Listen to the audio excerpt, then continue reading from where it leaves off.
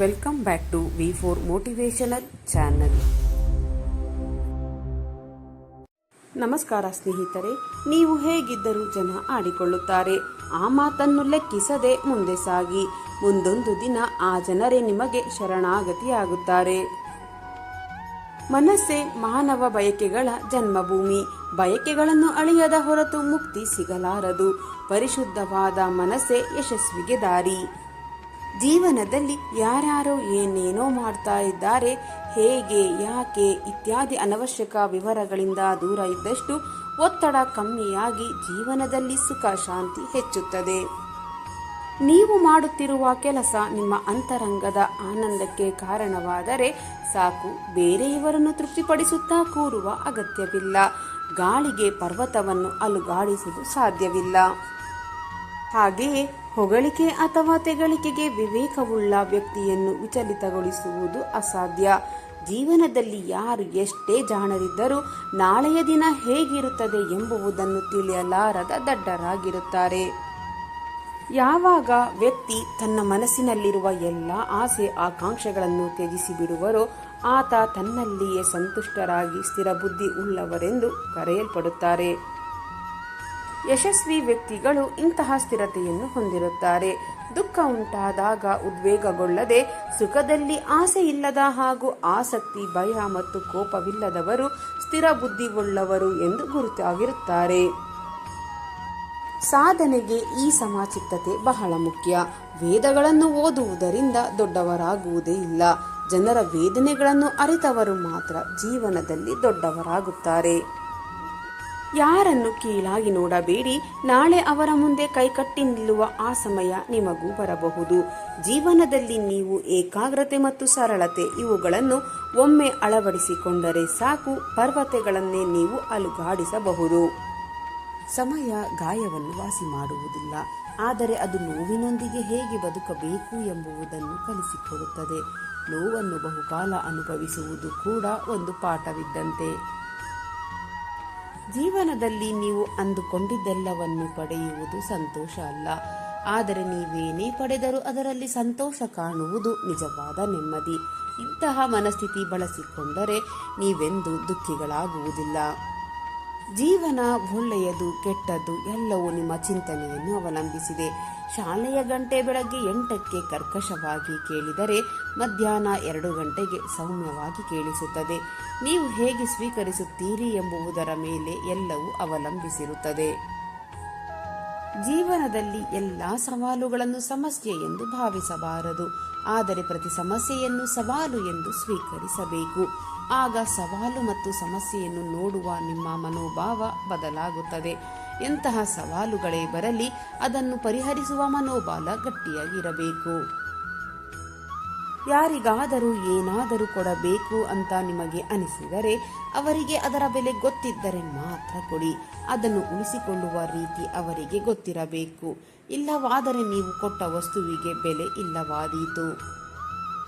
ಜೀವನದಲ್ಲಿ ಕೆಲವರ ಗುಣ ಏನು ಅಂತ ಗೊತ್ತಾದಾಗ ನಮ್ಮಲ್ಲಿ ನಾವೇ ಬದಲಾವಣೆ ಮಾಡಿಕೊಂಡು ನಾವು ಖುಷಿಯಾಗಿರಬೇಕೇ ಹೊರತು ಅವರನ್ನು ಬದಲಾಯಿಸಲು ಹೋಗಬಾರದು. ಸುಮ್ಮನೆ ನಮ್ಮ ಸಮಯ ವ್ಯರ್ಥವಾಗುತ್ತದೆ.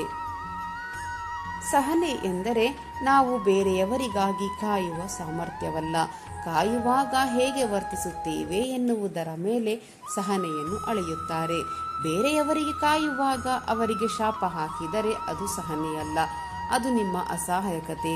ಇಂತಹ ಸಹನೆಯನ್ನು ಎಂದಿಗೂ ಬೆಳೆಸಿಕೊಳ್ಳಬಾರದು. ಜೀವನದಲ್ಲಿ ಎದುರಾಗುವ ಸೋಲು ಎಂದರೆ ಏನು ಗೊತ್ತಾ?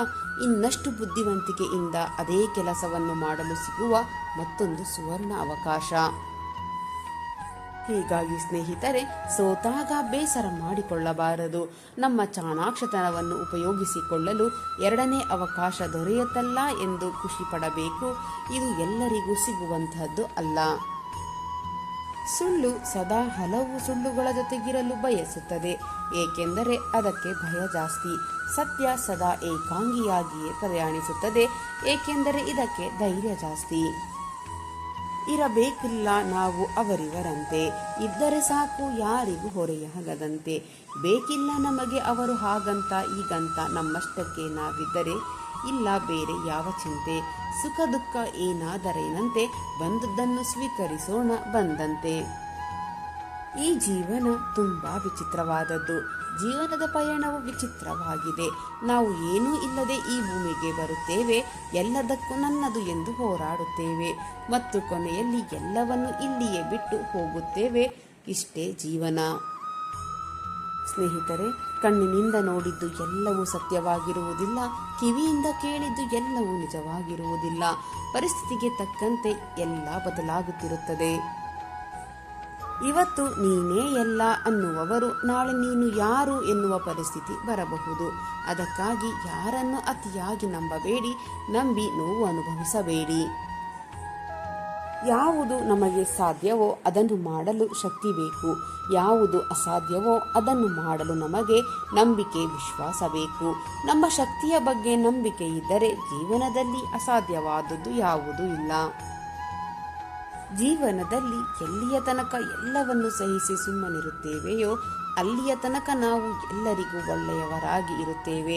ಒಂದು ವೇಳೆ ಅನುಭವಿಸಿದ ಅನ್ಯಾಯವನ್ನು ಬಾಯಿ ಬಿಟ್ಟೆವೋ ಆಗ ಎಲ್ಲರಿಗೂ ಕೆಟ್ಟವರಾಗುತ್ತೇವೆ. ಯಾವುದೇ ವ್ಯಕ್ತಿಯ ಮೇಲೆ ಹೆಚ್ಚಿನ ಭರವಸೆಯನ್ನು ಇಟ್ಟುಕೊಳ್ಳಲು ಹೋಗಲೇಬೇಡಿ. ನೀವು ಅಂದುಕೊಂಡಷ್ಟು ಯಾರು ನಿಮಗೆ ಅಷ್ಟು ಮಹತ್ವವನ್ನು ನೀಡಿರುವುದಿಲ್ಲ. ಹಾಗೆಯೇ ಯಾರು ನಿಮಗೆ ಹೆಚ್ಚಿನ ಮಹತ್ವವನ್ನು ನೀಡುತ್ತಾರೆಯೋ ಅಂತಹ ವ್ಯಕ್ತಿಗಳನ್ನು ಖಂಡಿತವಾಗಿಯೂ ಜೀವನದಿಂದ ಕಳೆದುಕೊಳ್ಳಬೇಡಿ. ಯಾರಿಗಾದರೂ ಮೋಸವನ್ನು ಮಾಡಿ ತುಂಬ ಸಂತೋಷವನ್ನು ಪಡಲೇಬೇಡಿ. ಈ ಕರ್ಮ ಎಂಬ ಕಾಲಚಕ್ರವು ಒಂದು ಸುತ್ತು ಹಾಕಿ ನಿಮ್ಮ ಕಡೆಗೆ ಬಂದಾಗ ನೀವು ಏನು ಮಾಡಿದರೂ ಕೂಡ ಬಿಡುವುದಿಲ್ಲ. ಹಾಗಾಗಿ ನಾವು ಕರ್ಮವನ್ನು ಖಂಡಿತವಾಗಿಯೂ ಕೂಡ ಹಿಂದೆ ಮುಂದೆ ನೋಡಿ ಮಾಡಬೇಕು. ಸದಾ ಒಳ್ಳೆಯ ಕರ್ಮಗಳನ್ನು ಮಾಡಿದಾಗ ಬರುವ ಪ್ರತಿಫಲವೂ ಕೂಡ ಒಳ್ಳೆಯ ರೀತಿಯಲ್ಲಿಯೇ ನಮಗೆ ಸಿಗಲು ಸಾಧ್ಯವಾಗುತ್ತದೆ. ಶಾಲೆಯಲ್ಲಿ ಪಾಠವನ್ನು ಕಲಿಸಿ ಆಮೇಲೆ ಪರೀಕ್ಷೆಗಳನ್ನು ತೆಗೆದುಕೊಳ್ಳಲಾಗುತ್ತದೆ. ಆದರೆ ಜೀವನವು ಪರೀಕ್ಷೆಯನ್ನು ಕೊಟ್ಟು ನಂತರದಲ್ಲಿ ಪಾಠವನ್ನು ಕಲಿಸುತ್ತದೆ. ಎಂತಹ ವಿಚಿತ್ರವಾದರೂ ಕೂಡ ಇದು ಸತ್ಯ. ಜೀವನ ಕಲಿಸುವಂತಹ ಪಾಠವು ನಮ್ಮ ಜೀವನದುದ್ದಕ್ಕೂ ಕೂಡ ನಾವು ಅದನ್ನು ಅಳವಡಿಸಿಕೊಳ್ಳಬೇಕು. ಯಾವ ಸಮಯದಲ್ಲಿ ಹೇಗೆ ಬದಲಾವಣೆಯಾಗುತ್ತದೆ ಎನ್ನುವುದನ್ನು ಜೀವನದಲ್ಲಿ ಊಹೆ ಮಾಡಿಕೊಳ್ಳಲು ಸಾಧ್ಯವಾಗುವುದೇ ಇಲ್ಲ. ಅಂತಹ ಯಾವುದೇ ಘಟನೆಗಳು ಸಂಭವಿಸಿದರೂ ಕೂಡ ನಾವು ಜೀವನವನ್ನು ಬಂದಂತೆ ಎಲ್ಲವನ್ನು ಕೂಡ ಸ್ವೀಕರಿಸುತ್ತಾ ಮುಂದೆ ಸಾಗಬೇಕು. ಜೀವನದ ಸತ್ಯವನ್ನು ಅರಿತುಕೊಳ್ಳುವುದು ತುಂಬಾನೇ ಸುಲಭ. ಯಾವ ತಕ್ಕಡಿಯಲ್ಲಿ ನಾವು ಬೇರೆಯವರನ್ನು ಅಳೆಯುತ್ತೇವೆಯೋ ಅದರಲ್ಲಿ ಸ್ವತಃ ನಾವೇ ಕುಳಿತುಕೊಂಡು ನೋಡಬೇಕು. ಆಗ ನಮಗೆ ಸತ್ಯ ಯಾವುದು ಸುಳ್ಳು ಯಾವುದು ಎನ್ನುವುದು ಅರಿವಾಗುತ್ತದೆ. ಕೆಲವು ಸಂಬಂಧಗಳಿಗೆ ಹೆಸರೇ ಇರುವುದಿಲ್ಲ, ಮತ್ತೆ ಕೆಲವು ಸಂಬಂಧಗಳಿಗೆ ಹೆಸರು ಇದ್ದರೂ ಕೂಡ ಅವರು ಹೆಸರಿಗಷ್ಟೇ ಸೀಮಿತರಾಗಿರುತ್ತಾರೆ.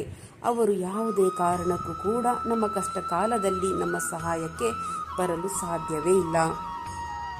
ಆದರೆ ನಮ್ಮ ಸುಖದ ಸಂದರ್ಭದಲ್ಲಿ ಅವರು ಖಂಡಿತವಾಗಿ ಬಂದೇ ಬರುತ್ತಾರೆ. ಅಂತಹವನ್ನು ಆದಷ್ಟು ನಿಮ್ಮಿಂದ ದೂರವೇ ತಳ್ಳಿಬಿಡಿ, ಏಕೆಂದರೆ ಅವರು ಸಂಬಂಧಿಕರಾಗಲು ಸಾಧ್ಯವೇ ಇಲ್ಲ. ವೇದಗಳನ್ನು ಓದುವವರು ದೊಡ್ಡವರಾಗುವುದಿಲ್ಲ, ಜನರ ವೇದನೆಗಳನ್ನು ಅರಿತವನು ಮಾತ್ರ ದೊಡ್ಡವರಾಗಲು ಸಾಧ್ಯವಾದೀತು. ವಿದ್ಯಾಭ್ಯಾಸ ಇದೆ ಎಂದು ಅಹಂಕಾರವನ್ನು ಪಡಲು ಹೋಗಲೇಬೇಡಿ. ವಿದ್ಯಾಭ್ಯಾಸ ಇಲ್ಲ ಎಂದು ಬೇಜಾರು ಕೂಡ ಆಗಬೇಡಿ. ವಿದ್ಯಾಭ್ಯಾಸ ಇದ್ದರೂ ಕೂಡ ಇಲ್ಲದಿದ್ದರೂ ಕೂಡ ಸಂಸ್ಕಾರ ಒಂದು ಇದ್ದರೆ ಸಾಕು. ಜೀವನದಲ್ಲಿ ಒಂದಲ್ಲ ಒಂದು ದಿನ ಮೇಲೆ ಬಂದೇ ಬರುತ್ತೀಯ. ನಾವು ಎಷ್ಟೇ ಡಿಗ್ರಿಗಳನ್ನು ಎಷ್ಟೇ PhDಗಳನ್ನು ಗಳಿಸಿದರೂ ಕೂಡ ಸಂಸ್ಕಾರವೊಂದು ಇಲ್ಲವೆಂದರೆ ನಾವು ಓದಿರುವಂತಹದ್ದು ವ್ಯರ್ಥವೇ ಆಗುವುದು. ಮನೆಯಿಂದ ತೆಗೆದುಕೊಂಡು ಹೋದ ಬಾಳೆಹಣ್ಣು ಬರೀ ಬಾಳೆಹಣ್ಣು ಆಗಿತ್ತು. ಅದೇ ಬಾಳೆಹಣ್ಣು ದೇವರ ಗುಡಿಯೊಳಗೆ ಹೋಗಿ ಹೊರಬಂದಾಗ ಅದು ಪ್ರಸಾದವಾಯಿತು. ಹಣ್ಣು ಎನ್ನುವುದು ಬದಲಾಗಿರುವುದಿಲ್ಲ, ನೋಡುವಂತಹ ನಮ್ಮ ಕಣ್ಣು ನಮ್ಮ ದೃಷ್ಟಿ ಎನ್ನುವುದು ಬದಲಾಗಿದೆ. ಹಾಗಾಗಿ ಸ್ನೇಹಿತರೆ, ನಾವು ನೋಡುವಂತಹ ದೃಷ್ಟಿಯನ್ನು ಸರಿ ಮಾಡಿಕೊಂಡರೆ ಸೃಷ್ಟಿ ಎನ್ನುವುದು ತನ್ನಿಂದ ತಾನು ಸರಿಯಾಗುತ್ತದೆ. ಸೌಂದರ್ಯದ ಬಗ್ಗೆ ಕನಸು ಕಾಣಲೇಬೇಡಿ, ಅದು ನಿಮ್ಮ ಬದುಕನ್ನು ಹಾಳು ಮಾಡಿಬಿಡುತ್ತದೆ. ಬದುಕಿನ ಬಗ್ಗೆ ಕನಸು ಕಾಣಿರಿ, ಅದು ಜೀವನದಲ್ಲಿ ಸೌಂದರ್ಯವನ್ನು ತೋರಿಸುತ್ತದೆ. ಹಾಗಾಗಿ ಇಲ್ಲಿ ಯಾವ ಸೌಂದರ್ಯವೂ ಕೂಡ ಶಾಶ್ವತವಲ್ಲ. ನಮ್ಮ ಜೀವನವೇ ಶಾಶ್ವತವಲ್ಲ ಎಂದಾದ ಮೇಲೆ ಇನ್ನು ಸೌಂದರ್ಯ ಎನ್ನುವುದು ಶಾಶ್ವತವಾಗಿರಲು ಸಾಧ್ಯವೇ ಇಲ್ಲ. ಸಾಧನೆಗಳು, ಗೆಲ್ಲುವಂತಹ ಆಲೋಚನೆಗಳು ಇರುವ ಗೆಳೆಯರೊಂದಿಗೆ ಹೆಚ್ಚು ಕಾಲವನ್ನು ನಾವು ಕಳೆಯಬೇಕು. ಮತ್ತೊಬ್ಬರ ಬಗ್ಗೆ ಕೊಂಕು ಮಾತನಾಡುವಂಥವರೊಂದಿಗೆ ಅಲ್ಲವೇ ಅಲ್ಲ. ಆಗ ನಾವು ನಮ್ಮ ಜೀವನದಲ್ಲಿಯೂ ಕೂಡ ಅಂತಹ ಘಟನೆಗಳನ್ನು ನಾವು ನೋಡಬಹುದು. ಅಂತಹದ್ದೇ ಒಂದು ಸಾಧನೆಯನ್ನು ನಾವು ಮಾಡಬಹುದು. ಸಮಯದ ಚಕ್ರ ಎನ್ನುವುದು ಬಹಳ ವೇಗವಾಗಿ ಓಡುತ್ತದೆ. ಆದ್ದರಿಂದ ಅಲ್ಲಿ ನಿಮ್ಮ ಶಕ್ತಿ ಮತ್ತು ಸಂಪತ್ತಿನ ಬಗ್ಗೆ ಎಂದಿಗೂ ಕೂಡ ಅಹಂಕಾರವನ್ನು ತೋರಿಸಲು ಹೋಗಲೇಬೇಡಿ. ಜೀವನದಲ್ಲಿ ನೀವು ಅದೆಂತಹದ್ದೇ ಮೇಲಿನ ಮಟ್ಟಕ್ಕೆ ಬೆಳೆದರೂ ಕೂಡ ನೀವು ಜೀವನದಲ್ಲಿ ಈ 2 ಅಂಶವನ್ನು ಯಾವುದೇ ಕಾರಣಕ್ಕೂ ಕೂಡ ಬೆಳೆಸಿಕೊಳ್ಳಬೇಡಿ. ಒಂದು ಅತಿಯಾದಂತಹ ಕೋಪವಾಗಿರಬಹುದು, ಇನ್ನು 2ನೆಯದು ಅಹಂ ಮತ್ತು ಅಹಂಕಾರಿಗಳಾಗುವುದು. ಇವುಗಳನ್ನು ನೀವು ಅದೆಂತಹದ್ದೇ ಮೇಲಿನ ಹಂತಕ್ಕೆ ಬೆಳೆದರೂ ಕೂಡ ಇವುಗಳನ್ನು ಬೆಳೆಸಿಕೊಳ್ಳಬೇಡಿ. ಏಕೆಂದರೆ ಇವು ನೀವು ಗಳಿಸಿರುವಂತಹದನ್ನೆಲ್ಲವನ್ನು ಕೂಡ ಕಳೆದುಕೊಳ್ಳುವ ಹಾಗೆ ಮಾಡಿಬಿಡುತ್ತದೆ. ದೇವರಲ್ಲಿ ಬೇಡಿಕೊಂಡ ಪ್ರಾರ್ಥನೆಗಳು ಹೇಗೆ ಫಲಿಸುತ್ತದೆಯೋ ಹಾಗೆಯೇ ನೊಂದು ಬೆಂದು ಒಬ್ಬ ವ್ಯಕ್ತಿಗೆ ಹಾಕಿರುವಂತಹ ಶಾಪಗಳು ಕೂಡ ಒಂದು ದಿನ ತಟ್ಟುತ್ತದೆ. ನೀವು ನಿಮ್ಮ ಕೈಯಲ್ಲಿ ಆದರೆ ಇನ್ನೊಬ್ಬ ವ್ಯಕ್ತಿಗೆ ಒಳ್ಳೆಯದನ್ನು ಮಾಡಿ, ಒಳ್ಳೆಯದನ್ನು ಬಯಸಿ, ಆಗ ಖಂಡಿತವಾಗಿಯೂ ದೇವರು ಕೂಡ ನಿಮಗೆ ಒಳ್ಳೆಯದನ್ನೇ ಮಾಡುತ್ತಾನೆ, ಒಳ್ಳೆಯದನ್ನೇ ಬಯಸುತ್ತಾನೆ. ಆದರೆ ನೀವು ಇನ್ನೊಬ್ಬರಿಗೆ ಈ ಕೆಡಕನ್ನು ಬಯಸಿ, ಕೆಟ್ಟದ್ದನ್ನು ಮಾಡಿ, ಇನ್ನೊಬ್ಬರ ಮನೆಯನ್ನು ಹಾಳು ಮಾಡಿ, ನಮ್ಮ ಮನೆ ಮಾತ್ರ ಚೆನ್ನಾಗಿರಬೇಕು ಎಂದು ದೇವರ ಮೊರೆ ಹೋಗಿ ಪ್ರಾರ್ಥನೆಯನ್ನು ಸಲ್ಲಿಸಿದರೆ ಖಂಡಿತವಾಗಿಯೂ ದೇವರಿಗೆ ಗೊತ್ತಾಗಿಯೇ ಆಗುತ್ತದೆ. ನೀವು ಮಾಡಿರುವಂತಹ ಕೆಲಸಕ್ಕೆ ಸರಿಯಾದ ಪ್ರತಿಫಲವನ್ನು ಕೊಟ್ಟೇ ಕೊಡುತ್ತಾನೆ. ನಮ್ಮ ಪೂರ್ವಜರು ಹೇಳುತ್ತಿದ್ದರು, ನಾವು ಮಾಡಿರುವಂತಹ ಪಾಪ ನಮ್ಮ ಮಕ್ಕಳಿಗೆ ಒಲಿಯುತ್ತದೆ ಎಂದು. ಆದರೆ ಅದು ಈಗಿನ ಸಮಾಜದಲ್ಲಿ ಸುಳ್ಳು. ನಾವು ಏನನ್ನು ಮಾಡುತ್ತೇವೆಯೋ ಅದನ್ನು ಇದೇ ಜನ್ಮದಲ್ಲಿ ಅನುಭವಿಸಿ ಹೋಗಬೇಕು. ಹಾಗಾಗಿ ಮಾಡುವ ಮೊದಲು ಒಳ್ಳೆಯ ಕೆಲಸಗಳನ್ನೇ ಮಾಡಿ.